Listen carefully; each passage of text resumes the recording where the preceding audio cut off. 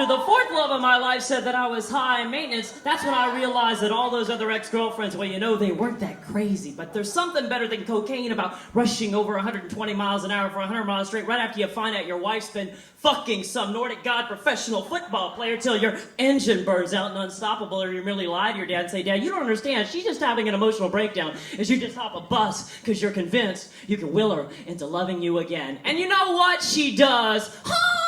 Ha! Ha! See, I wasn't that high maintenance, and I'm tired of other people telling me how great of an upper speed crack or heroin is when they've obviously never had a butcher knife pulled on them with their ex-lover shaking and screaming saying, I can't take this anymore. She ends up fucking you 2 hours later like there might not be a tomorrow. Doesn't she know that she just can't get away from my love? And to think that the third love of my life said that I was psychotic. Well, you tell me who's psychotic, but whenever they put a restraining order on your ass, and they're the ones that end up breaking the restraining order, come crawling back to you saying, baby, I'm sorry. I just loved you so much, honey. I had to show you some evil, ironic, twisted way. Well, fuck love. That's right. Fuck it. Give me obsession. Give me passion. Give me broken dishes and thrown televisions. Give me a pounding on the doors. Oh, please, baby, baby, baby, baby, baby, please, come on, honey. Let me in just for a second, just so I can talk to you. Not some healthy, wholesome relationship where you never lost yourself in another person. Not some great, grand relationship where you went to Coda or Elena or SLAA with your significant other so that you never, and I mean never, turn into somebody like me. Well, listen up, bucko. You never had a relationship without any boundaries.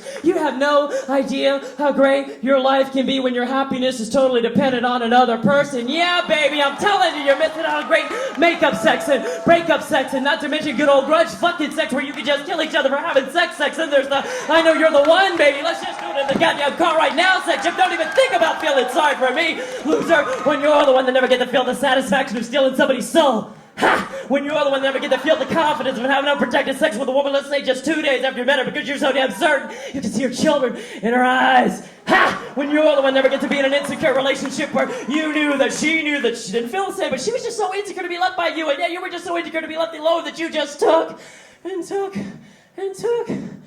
Until one day you realize that the second love of your life was right. Maybe you are a little bit manic and codependent. Let's hear it for all the motherfucking codependents in the house. Woo! I'm codependent. See, I felt so good. And that your bravado was just a facade for the love that I never got as a child. And the more you placated yourself to other women, why the more lost and vulnerable you yourself became inside. Wait a minute, that's horseshit. Yeah, but fuck that crap. I want to barter my soul for love. I want to have an incredible knack for picking up women with tremendous baggage because I know I can save them. And don't try to give me that reverse psychology crap that the first love of my life tried to shove down my throat when she said that she shouldn't be the greatest love of my life, but that I should be the greatest love of my life. Doesn't she realize how ridiculous and humiliating it all is to masturbate to images of myself nude? So after the fourth love of my life said, you're crazy, I said, yeah, baby, I'm so crazy about you.